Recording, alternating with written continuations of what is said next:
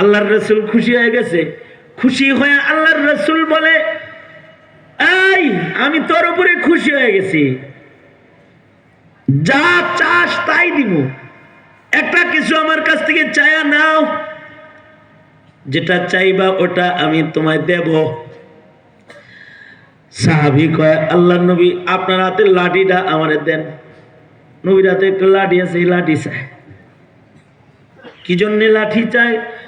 সাহাবীরা টের পায় নাই, সাহাবীর তো আসল চিন্তায় ধরছে, এই জন্য লাঠিটা নিছে। লাঠিটা নিয়ে বাড়িতে যায়, এটারে মখমলের কাপড় দিয়ে পেঁচায়া আতর গোলাপ মাইখা এটারে লইয়া নিজের আপনজন স্বজনদের সকলকে ছেলে মেয়েরে ডাক দিয়ে বসছে। বৈশা বলে, আমি তো অচল, কবরে আমি কি লয়ে যাব? আমার তো কবরের কোনো সামান নাই। আমি নবীর কাছ থেকে এই লাঠিটা পাইছি, এই লাঠিটা আমার নবী আমার উপরে খুশি এর দলিল। সুতরাং আমার কবরে, অন্ধকার কবরে, একা ঘরের কবরে যখন আমি যাব, সেদিন এই লাঠিটাকে আমার সাথে কবরে শোয়ায়া দিও, কারণ এটা নবীর হাতের লাঠি। এই লাঠি যদি কবরে থাকে, হতে পারে মহান আল্লাহ আমাকে কবরে আযাব দিবে না। এই লাঠি যদি হাতে থাকে হাসরে, এটা আমার নবী আমার উপরে খুশির দলিল। আমার আল্লাহ হয়তো আমার উপরে নারাজ হয়ে আমার দোজখে দিবে না। আল্লাহু আকবার, জোরে বলেন। কোন জায়গার চিন্তা করতেছে? কবরের চিন্তা। কদম সোয়ে মারকাদ, নজর সোয়ে দুনিয়া, কিধর জানা হে और किधर देख रहा है। আখিরাতের চিন্তা করা সব সময়, এবং সন্তানকে, প্রজন্মকে আখিরাতের চিন্তা শিক্ষা দেওয়া। বাপ আগে মরব না ছেলে আগে মরব জানা নাই, কে আগে মারা যাবে জানা নাই। তাই ওই জায়গা সম্পর্কে সন্তানকে তালিম প্রদান করা। ও গুনাহ করতে পারবে না, তাইলে ইবাদত ছাড়তে পারবে না। আর এক সাহাবীকে আল্লাহর রাসূল বলে, এই আমিও তোর উপরে খুশি হইছি, কি চাস আমার কাছে? যা চাস তাই দিব। আল্লাহর রাসূল বলছে, সাহাবী বড় চালাক সাহাবী। সাহাবী কয়, রিফাকাতুকা ফিল জান্নাহ। আল্লাহর নবী চাইতেছে তো বলছেন, আমি চাইতেছি আপনার লগে জান্নাতের ভিতরে থাকতে চাই। আল্লাহু আকবার, জোরে বলেন। কি বলতেছে? রিফাকাতুকা ফিল জান্নাহ, আপনার সাথে আল্লাহর জান্নাতে থাকতে চাই। আল্লাহর রাসূল বলেন, সাহাবী বেশি বড় জিনিস চাইলাইছস, নবীর সাথে জান্নাতে থাকবি, এটা তো অনেক বড় জিনিস। আর একটু ছোট করে চা, একটু ছোট কর। না না, এইটাই, তাছাড়া লাগবো না আমার, এইটাই চাই, যেটা চাইছি এটা আপনার লগে থাকতে চাই। আল্লাহর রাসূল বললেন, ঠিক আছে আমার সাথে থাকবি, কিন্তু কাছে থাকার জন্য আলাইকা বিকাসরাতিস সুজুদ, যত বেশি সেজদা দিবি তত আমার কাছে থাকবি। সুবহানাল্লাহ, সুবহানাল্লাহ। এ কারণে সাহাবায়ে কেরাম, সোয়া লাখ সাহাবীর একটা গুণ হইল ফি উজুহিহিম মিন আসারিস সুজুদ, সাহাবীদের চেহারায় সেজদার দাগ। যার জীবনে সেজদা যত বেশি, সে জান্নাতে নবীর কাছে তত বেশি। আল্লাহু আকবার, আল্লাহু আকবার। তোমরা যারা শুধু জুমার নামাজ ছাড়া আর নামাজ পড়ো না, কি হ্যাঁ কথা কও না কে? শরম পাইছ?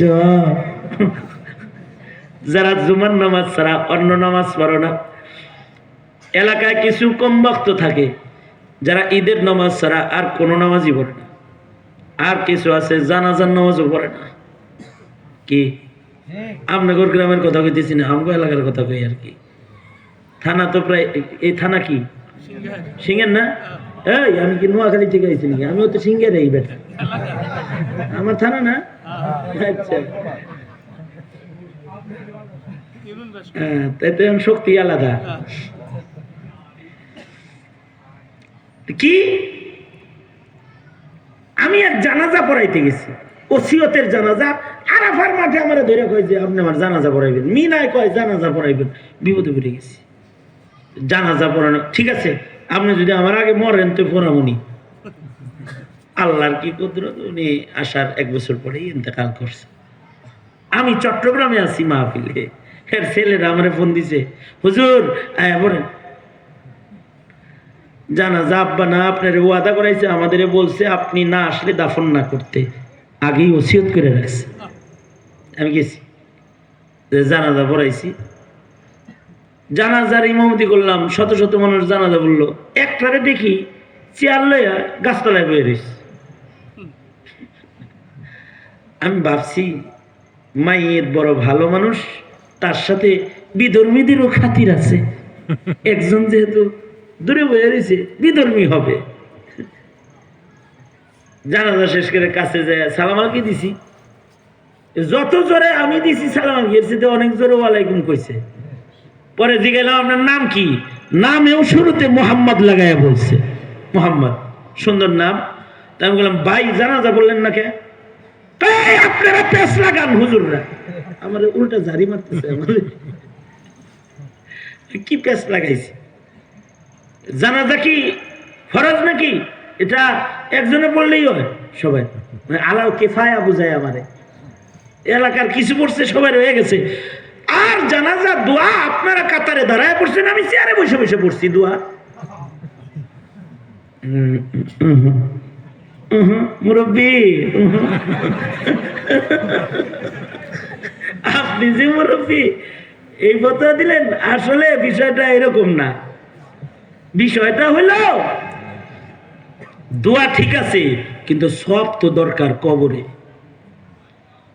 আল্লাহর রাসূল বলেছেন কেউ যদি তার ভাইয়ের জানাজার নামাজ পড়ে, তাকে আল্লাহ তাআলা 1 কিরাত সওয়াব দান করে। সাহাবীরা বলে, ওগো নবী 1 কিরাত সওয়াব কাকে বলা হয়? আল্লাহর নবী উহুদ পাহাড় দেখায় বলে, এই উহুদ পাহাড় যত বড়, একটা জানাজার সওয়াব তত বড়।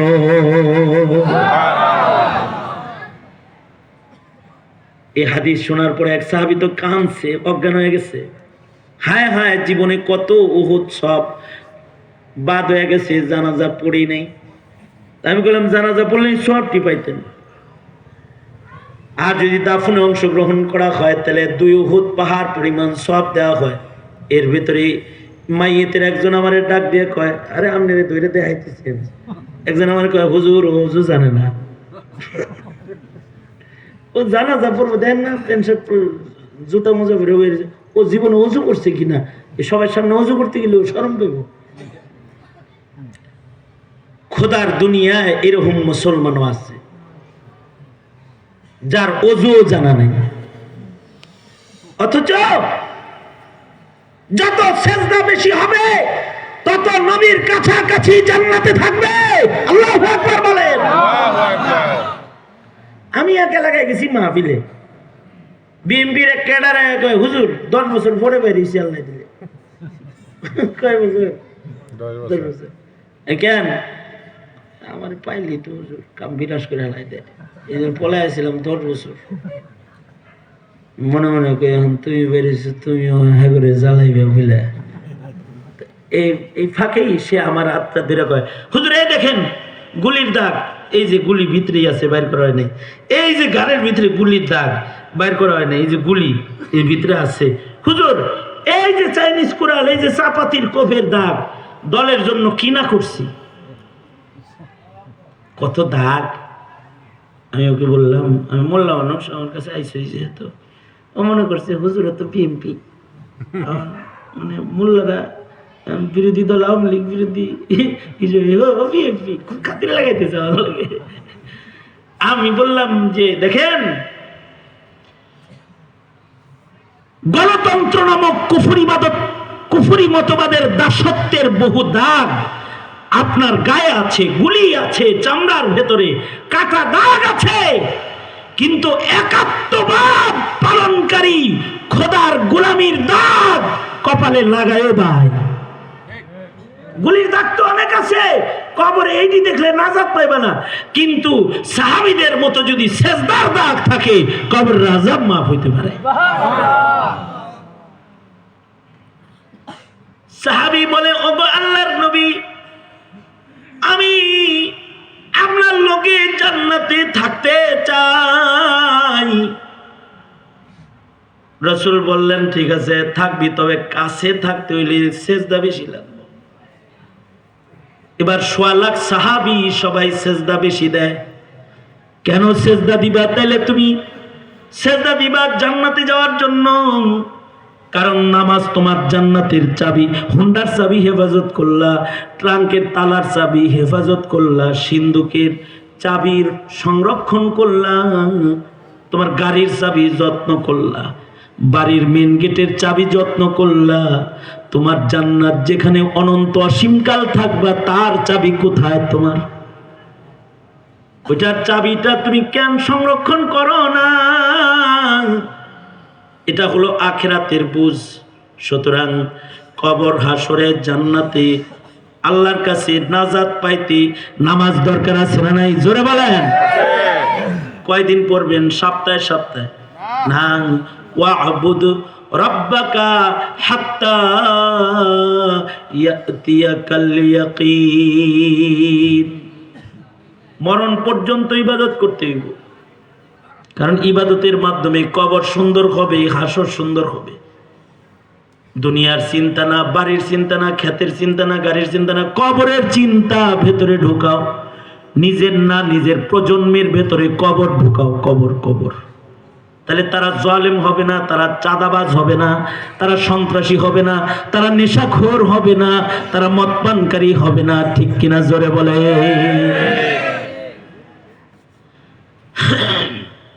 আল্লাহর রাসূল সাল্লাল্লাহু আলাইহি সাল্লামের কাছে এক যুদ্ধের থেকে, এই দুনো হাত উপরে তোলেন, শুনেন নাই আমার কথা? নামান, আপনারা খিচুড়ির দিকে আছেন যে এই জন্য শোনেন না।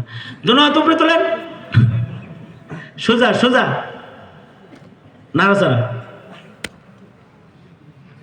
তাকবীর, নারায়ে তাকবীর, নারায়ে তাকবীর, হাত নামান। একটা দারুণ একটা কথা, এই জন্যে আমার দিকে আপনাদেরকে তাওয়াজ্জু করলাম আর কি। আল্লাহর রাসূলের কাছে যুদ্ধের ময়দান থেকে কিছু মহিলা গ্রেফতার হয়েছে। এই মহিলাদের ভেতরে একটা যুবতী সুন্দরী বড়লোক ঘরের একটা সুন্দর মেয়েও আছে। তার মাথায় হিজাব নাই, কারণ ধনী লোকদের হিজাব কেনার টাকা নাই। ঠিক, মানে যা আছে বেডি যেটি গ্রেফতার হয়েছে এর ভেতরে যেটা ধনী, এটার হিজাব নাই। আমাদের দেশের গরিব মহিলা যারা, তারা বোরকা পরে, গরিবের মেয়েরা বোরকা পরে, ওড়নি পরে, আর ধনীরা খালি শর্ট জামা পরে। এগুলো টাকা বেশি লাগবে দেখে কম দামি জামা কিনি, ছোট জামা। বড় লোকের মেয়েটার হিজাব নাই। পর্দার গুরুত্ব নবীর কাছে কত একটু খেয়াল করেন। আল্লাহর রাসূল এই মহিলা কয়েদিদেরকে দেখে বলে, এই ওই মেয়েটার মাথার হিজাব কই? সাহাবীরা কয়, কয়েদির আবার কিসের হিজাব? আল্লাহর রাসূল সাথে সাথে নিজের দেহের গায়ের দামি চাদর, মুআজ্জম চাদর, যেটা আল্লাহর নবীর গায়ের উপরে ছিল, আল্লাহর নবী গায়ের থেকে চাদরটা খুইলা সাহাবীর হাতে দিয়া বলে, সাহাবী আমার গায়ের চাদরটা ওর উর্নি বুরকা বানায়া ওর মাথার উপরে দিয়ে দাও। সাহাবায়ে কেরাম চিল্লান শুরু করছে, সাহাবীরা চিৎকার করতেছে, হায়, যে কাপড় নবীর গায়ের সাথে লাগছে এটা একটা মুশরিকের মাথার উর্নি হইতেছে। আহারে, চাদরটা যদি কোনো মুসলমান পাইতো এটা কবরের কাফন হইতো, আর এই কাফন কবরে গেলে কবরের আযাব মাফ হয়ে যেত। আল্লাহু আকবার। সেখানে আল্লাহর রাসূল নিজের গায়ের চাদর একটা মেয়েকে ওড়নি হিসাবে দিয়ে দিতেছে যে মুশরিক। আল্লাহর রাসূল সাল্লাল্লাহু আলাইহি ওয়াসাল্লাম নিজের গায়ের চাদর দিয়ে দিলেন। যে চাদরটা নবীর গায়ের সাথে লাগছে এটার কেমন দাম! আল্লাহর রাসূলের গায়ের সাথে যে মাটি লাগছে এই মাটির দাম আরশের চাইতেও বেশি দামি। তাহলে নবীর গায়ে যে চাদর লাগছে এটার কিরকম দাম? এটার তো দাম আছে। সাহাবীরা এই দামি চাদরটা নিজেরা পায় নাই, আফসোসে চিল্লাইতেছে, মুশরিকে পায়া গেল। আল্লাহর রাসূল বলে, সাহাবীরা চিৎকার করো না, আমি তাকে চিনি, নবীদের কাছে সব খবর থাকে। নবী আলাইহিস সালাম তাকে যা বলে, এই মেয়ে, তুমি কি হাতিম তায়ের কন্যা না? জি, আমি হাতিম তায়ের কন্যা। আল্লাহর রাসূল বলেন, তোমার বাবা আরবের দানবীর, তুমি একটা দানবীরের কন্যা, তাই তোমার বাবার সম্মানে তোমার সম্মান করা আমি নিজের জন্য দায়িত্ব মনে করছি। যাও, তোমাকে জেল থেকে মুক্তি দিয়ে দিলাম। আশ্চর্য! মেয়েটা বলে, আল্লাহর নবী, একা যাবো না, বান্ধবী করে যদি দেন তাহলে যাবো, তাছাড়া যাব না। আল্লাহর রাসূল বলে, তোমার ভেতরে তোমার বাবার সিফত আছে, তোমার বাবা যেমন সাখী তুমি ওই রকম সাখী। তুমি পরের চিন্তা করতেছো, নিজের চিন্তা বাদ দিয়া। ঠিক আছে, তোমার বাপের সম্মানে তোমার জেল মাফ করে দিলাম, আর তোমার সম্মানে তোমার বান্ধবীদের সবাইরে ছাইরা দিলাম। আল্লাহর রাসূল যখন জেল মুক্ত করে দিলেন, হাতিম তায়ের কন্যা আল্লাহর রাসূলের সামনে দাঁড়ায় কয় কি, মুসলমানের ঘরে জন্মায়ও তোমার এই চিন্তা হয় না, কিন্তু মুশরিকের ঘরে জন্মায়া একটা নারীর মাথার ভেতরে কোন চিন্তা আসলো? সে আল্লাহর রাসূলকে বলে, ওগো আল্লাহর নবী, দুনিয়ার জেলখানার থেকে মুক্তি দিলেন, কবর হাসরের জেল থেকে একটু মুক্তি দিবেন না আমারে? ওগো আল্লাহর নবী, আমাকে কি কালেমা পড়ায়া দোজকের জেল থেকে বের করবেন না? সরওয়ারে দো আলম নবী এ কথা শোনার সাথে সাথে তাকে বললেন, তাহলে কালেমা পড়া ফেলাও। একটা মহিলা, তারও বুঝ আছে দোজকের আগুনে জ্বলা যাবে না, কালেমা পড়ার সাথে সাথে তার বুঝ, জাহান্নাম থেকে সে মুক্তি চায় নবীর সামনে। দোজক চিনা ফলাইছে, আখিরাত চিনা ফলাইছে, জান্নাত চায়। আর তোমার সন্তান তোমার ঘরে জন্মগ্রহণ করেছে, তুমি মুসলিম, তোমার দাদা মুসলিম, কিন্তু তোমার সন্তান জান্নাতও চিনে না, জাহান্নামও চিনে না, দোজকও চিনে না, আযাবও বুঝে না। যদি এমন হয় তার ঈমান, তাইলে কিন্তু ভবিষ্যৎ প্রজন্মের মধ্যে জানাজা পড়ার মানুষও পাইবা না, নাস্তিকের বাজার হয়ে যাবে। এ কারণে কবর চিনান, কবর কবর সন্তানকে কবর হাসর চিনান, মরার পরে কি হয় এটা জানান। আমার এক ফ্রেন্ড, বন্ধু মুফতি এনায়েতুল্লাহ, ও এক জানাজায় গেছে, জানাজা পড়ে। এই জানাজা এমন এক মাইয়েতের জানাজা যার ছেলে বিদেশ থাকে, জানাজা পড়তে বিদেশ থেকে ছেলে আইছে, ছেলের শুভবুদ্ধি উদয় হয়েছে, সে তার ছেলের লয়ে আইছে দাদার জানাজা পড়তে, দাফন করতে আনছে। কিন্তু বেদনার কথা হইল, ঘুমাইতেছেন যারা তারা বুঝবেন না কিচ্ছু, আপনারা ঘুমান নাই অবশ্য। দেখেন, গুরুত্বপূর্ণ বিষয় হইল,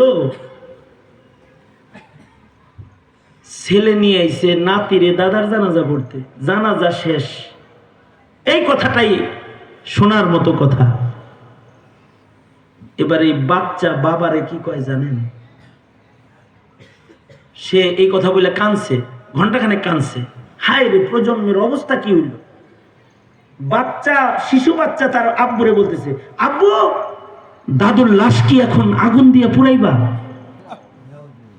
নাউজুবিল্লাহ কর, নাউজুবিল্লাহ কর, নাউজুবিল্লাহ কর। কে বলতেছে? বাচ্চা। এই কে বলতেছে? নাতি বাপের জিগাইতেছে জানাজার পরে, কি আব্বু দাদুর লাশ কি এখন আগুন দিয়া পুরাইবা? তার মানে হলো মুসলমানের লাশ যে কবরে দাফন করা হয় এই জ্ঞানও এখনো মুসলমানের বাচ্চার ভিতরে যায় নাই। তবে সিনেমা আর হিন্দি ফিল্ম দেখতে দেখতে কিছু মানুষকে মরার পরে পুরানো হয়, এটা সে শিখে ফেলেছে। এই তো প্রজন্ম। এই তুমি এই প্রজন্মের কাছ থেকে কি আশা করো? এই প্রজন্মকে মূর্খ বানানোর জন্য ধর্ম শিক্ষাকে ঐচ্ছিক করা হয়েছে। এই প্রজন্মকে দিন থেকে দূরে সরানোর জন্য গোমাতা পড়ানো হয়েছে। ধর্মের কথা ইসলাম, ইসলামের কথা সিলেবাস থেকে আওয়ামী লীগ সরাইয়া দিছে। এখন আমার সন্তানরা নাস্তিকও চিনে না, আস্তিকও চিনে না, নায়েবে নবীও চিনে না, আর শয়তান বাটপার খুনি মুনাফিকও চিনে না, মুনাফিকও চিনে না। এই তো আমাদের হালাত। সুতরাং নিজের সন্তানকে কবর চিনান, কবর কবর।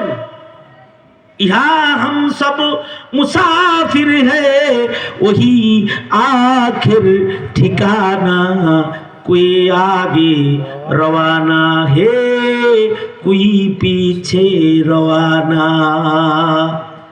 কারণ কবরটা কারোর জন্য জান্নাত, কারোর জন্য দোজখ। এই মুহূর্তে আখিরি মুনাজাতের পূর্বে এখন যদি আপনারা এখানে যারা আছেন, আপনাদেরকে আমি দেশের সন্তান হিসেবে একটা সুখবর দিই। সেটা হলো, এখন যদি কেউ এক ফোঁটা চোখের পানি ছাইরা তওবা করতে পারেন, আর আল্লাহকে যদি বলতে পারেন, আল্লাহ বুঝি নাই তাই নামাজ পড়ি নাই, বুঝি নাই তাই পর্দা করি নাই, বুঝি নাই তাই ধর্ম মানি নাই, এখন বুঝছি, এখন তওবা করতেছি, ওগো আল্লাহ তুমি আমারে মাফ করে দাও। একটা তওবার এত দাম যে পিছনের গুনাহগুলোকে নেকি দিয়া পাল্টায়া মহান আল্লাহ আমল নামার ভেতরে উঠায়া দিবে। আর একটা কথা হইল, হাসান বসরি রহমতুল্লাহ আলাইহি, নাম শুনছেন? অনেক বড় ওলি ছিলেন। হাসান বসরি বলেন, এই উম্মতকে আল্লাহ আজব দুইটা জিনিস দান করছে। কয়টা জিনিস? দুইটা। আজব দুই জিনিস। এর একটার নাম হলো নিয়ত। কি? নিয়ত। নিয়ত, নিয়ত করা। বুখারী শরীফের পয়লা হাদিস কি? ইন্নামাল আমালু বিন্নিয়াত। নিয়তের হাদিস। নিয়তে, নিয়ত নামক আশ্চর্য জিনিস। নিয়ত করলে কি হয় জানেন?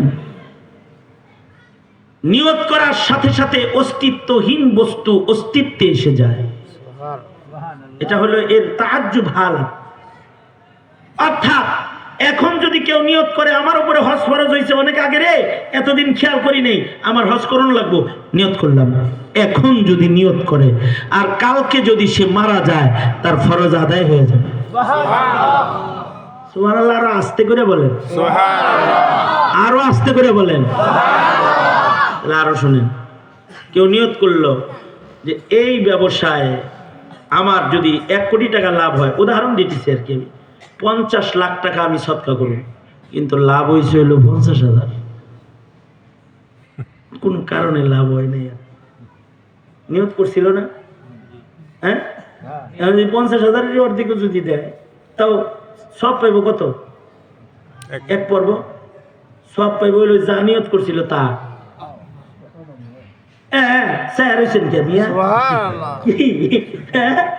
বুঝাইতেছে না? নিয়ত যদি করেন আপনি, এখন আল্লাহ আপনি যদি আমারে 50 বছর হায়াত দেন, আরো এই 50 বছর জীবনে আর কোনোদিন এক ওয়াক্ত নামাজও কাজা করুন না, কালকা যদি মারা যান মিয়া 50 বছরের নামাজের সওয়াব শুদ্ধ আল্লাহর আদালতে দাঁড়াইবে। সুবহানাল্লাহ। এটার নাম কি? নিয়ত। নিয়ত। সুতরাং নিয়ত করা যায়। যুবক ভাইরা নিয়ত করো খিচুড়ি খাওয়ার আগে,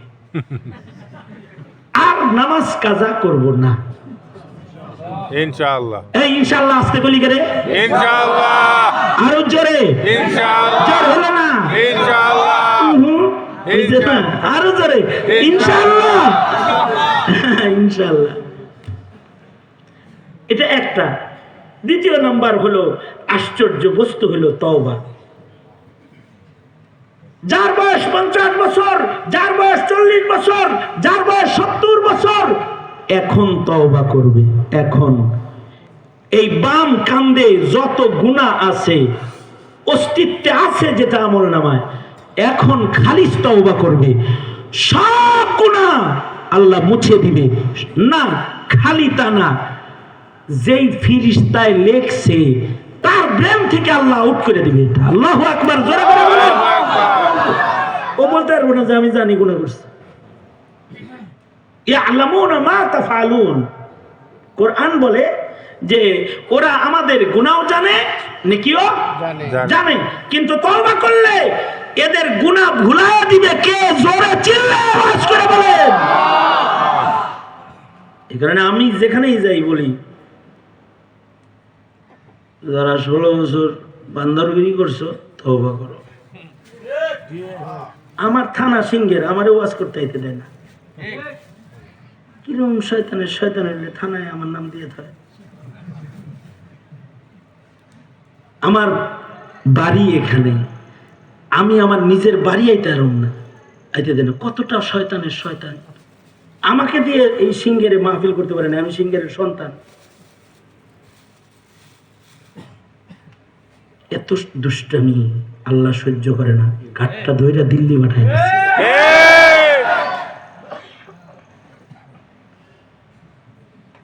যারা না বুঝা তালে তাল দিছিল তারা তওবা করো। তওবা করলে আল্লাহ মাফ করে। কি কথা খুব সুস্পষ্ট, ক্লিয়ার। তওবা করো, তওবা করো। তওবাকারীকে ক্ষমা করে কে? জোরে বলেন। আমি তো বলি যদি চিল্লায় চলে যাও তাতেও এদেশের মানুষ তোমাদেরকে কিছু বলবে না। সাল লাগাইতে যাও তা তো আরো খুশি হইব, কিছু বলবে না। তোমরা যদি বোরকা পইরা ঘুরো তাও কিছু বলবে না তোমাদেরকে। তোমরা যদি নিজেদেরকে মহিলা মনে করে ঘরে বসে থাকো, ট্রান্সজেন্ডার পড়াইছিলা, তাতেও তোমাদেরকে কিচ্ছু বলবে না। কিন্তু যদি ইসকনের সাথে হাত মিলায়া মুসলমানের ক্ষতি করার চেষ্টা করো, তাইলে পিঠের চামড়া তুলে ফেলা হবে।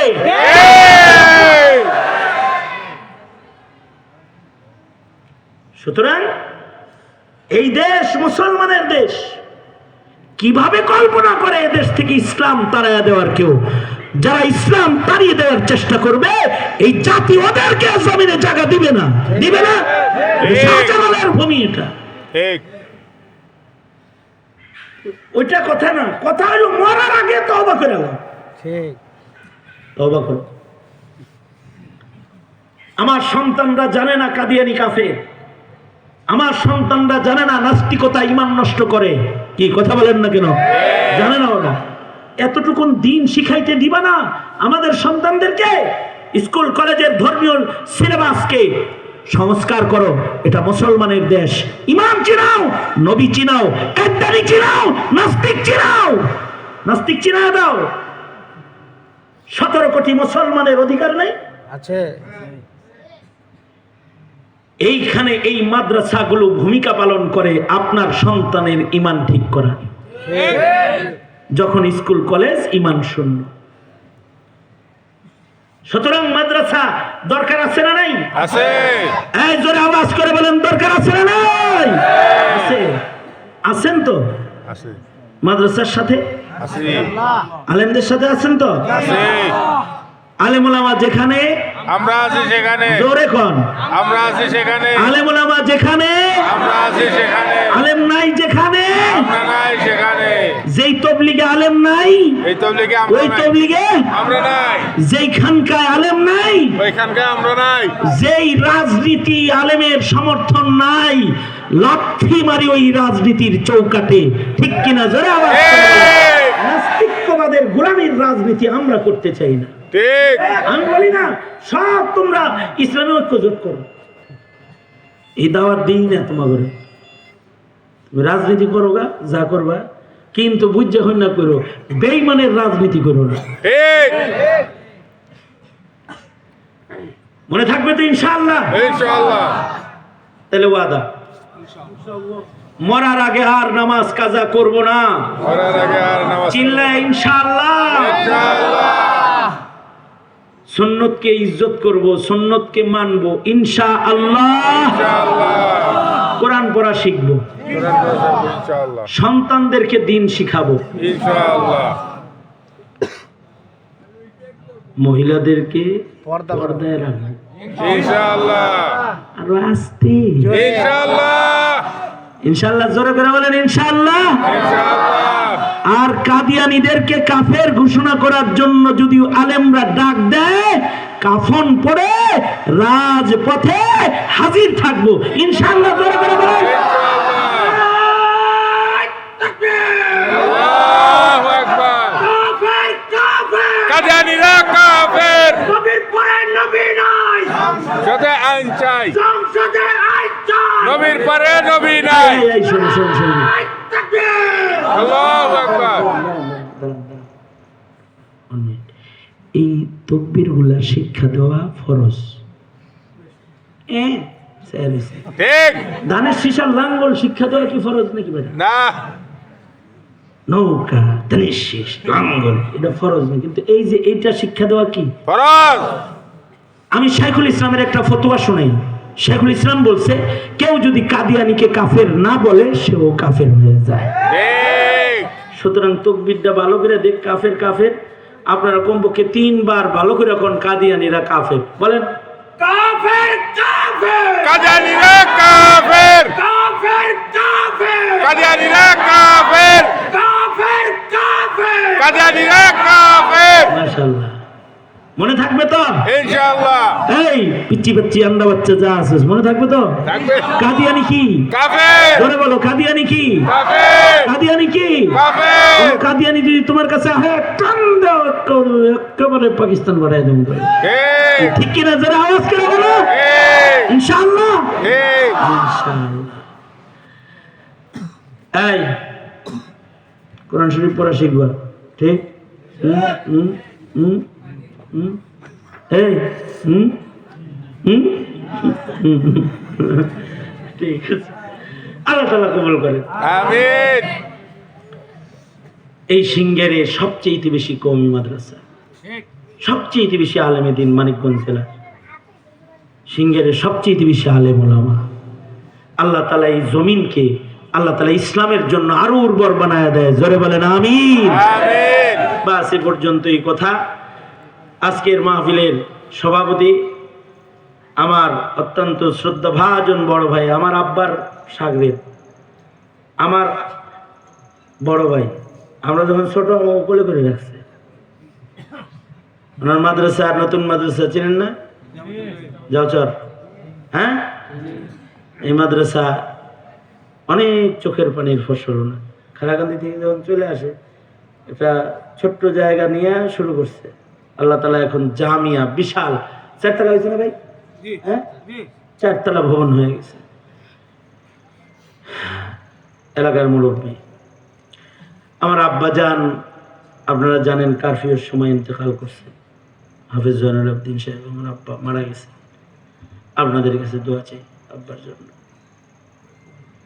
আমার আব্বার জানাজা যদি খালি কারফিউ না হইতো, তাহলে সিঙ্গারের কোনো মাঠ ছিল না যে আমার বাপের জানাজাটা দেওয়া যায়। যে মাঠে দেওয়া হইতো হেঁটেই পড়তো।